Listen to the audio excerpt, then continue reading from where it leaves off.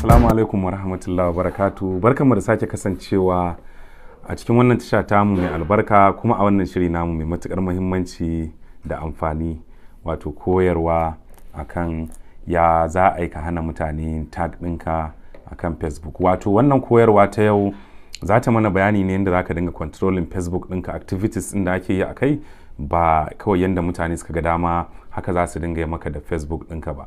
Wato kai za ka dinga control, ka zaɓi irin abubuwan da kake so su dinga kasancewa a profile ɗinka na Facebook, domin wani lokaci wani abin yakan faru a je a yi wani posting ɗin da zai iya taɓa kimarka da mahibbarka, to kaga wannan akwai damuwa. To insha Allah in aka bi mu yau to za a ga yanda za ka hana irin wannan faruwa, da kuma in za a yi posting, wato shi kamar kalmar tagging ɗin tana nufin kamar yanzu ni zan ɗora wannan bidiyo ɗin, in na ga dama zan iya zuwa Facebook sun ban dama cewa zan iya tagging ɗin mutane, wato in yi tag ɗinsu yanda kome aka yi akan wannan bidiyon za su fito a jiki, kuma za a yi sharing ɗin shi akan profile ɗinsu.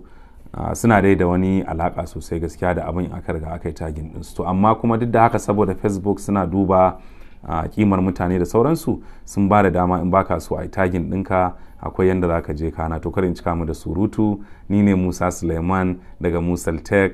Idan wannan ne zuwanka na farko, muna roƙon alfarma da ka danna mana subscribe, a danna alamar ƙararrawa domin kasancewa tare da mu, to mu shiga cikin shirin domin ganin abin da ya kunsa. Assalamu alaikum wa rahmatullahi wa barakatuhu. A cikin wannan layukan guda uku kamar yadda aka saba, to daga nan za mu je can ƙasa inda aka ce setting and privacy. To daga nan kuma za mu taɓa setting, gashi nan ana gani. To idan ka shiga cikin setting za ka sauko can ƙasa inda aka rubuta profile and tagging gashi nan ana gani. To idan ka shige shi ga bayanai nan an yi maka dalla-dalla wanda kowanne in ka bi ɗaya bayan ɗaya za ka ga akwai fa'idar da zai baka. Kamar na farko aka ce viewing and sharing. To abu na farko, who can post on your profile. In ka bar shi a kunne cewa abokanka za su iya yin posting akan profile ɗinka, to kawai baka yi aune ba, wani lokaci wani zai je ya ɗauko wani abin shirme ko da zai taɓa mutuncinka ko wani kimaka ya je maka posting akan profile ɗinka, wanda kuma za a iya ganin ma kaman kai ne kai. To mafi yawanci dai in kana son tsaro sosai sai ka bar shi me, da fatan ana bin mu daki-daki. To abu na biyu, allow others to share your post on their story. To wannan kun ga ba wani abu bane ba, kawai in kai posting ne, in ka ga dama za ka kyala mutane su dinga sharing akan story ɗinsu, idan kuma ka ga dama ka iya tabawa ka ce no, ya danganta. To idan aka taho gashi nan inda muka ce daman za a zo wurin tagging, why zai iya tagging ɗinka, who can see posts you tagged in on your profile. To wannan kun ga mun bar shi a friends. Duk yawanci idan an yi posting an yi tagging ɗinka kan profile ɗinka, abokanka za su gani. Amma in baka so wani ya gani daga cikin abokanka, za ka shigo wannan na ƙasan nan.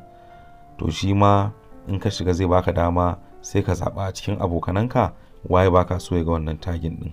To ya danganta.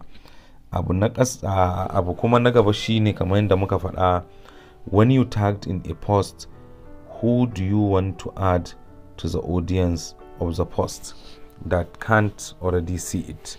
To if they can't already see it, to wannan ma kamar dai na sama ne, ka zaɓi cewa ba kake so ya ga tagging idan an yi tagging ɗinka, duka abokanka ko kuma kawai kai dai kake so ga kayanka.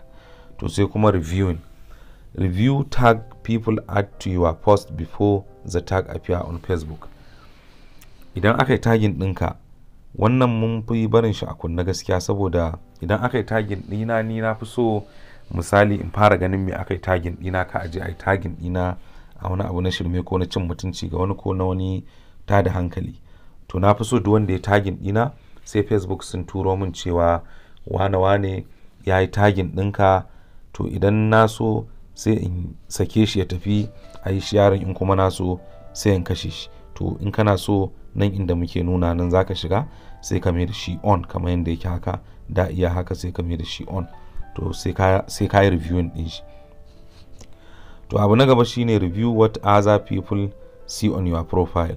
kama duba wai shin me mutane suke gani akan profile ɗinka. Ni kun ga profile ɗina to gashi nan da irin abubuwan da mutane in sun shigo za su iya gani a profile ɗinka.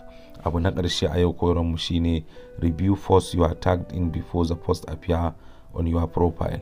Ba ma a Facebook ba, akan profile ɗinka sai ka fara reviewing ɗin tag, wato ka nazarce shi ka ga shin ya ma dace, shi ma dai kamar wancan na farkon ne sai ka bar shi a kunne.